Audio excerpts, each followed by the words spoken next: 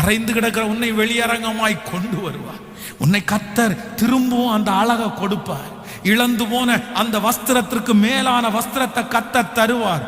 கனத்த ஆண்டவர் திரும்ப தருவார். ஓ ஹல்லேலூயா. நீ ராஜாக்களுக்கு முன்பாக மறுபடியும் நிற்கிற ஒரு நாள் வரும். உன்னுடைய கைகளிலே பொறுப்புகள் கொடுக்கப்படுகிற ஒரு நாள் வரும். ஹல்லேலூயா.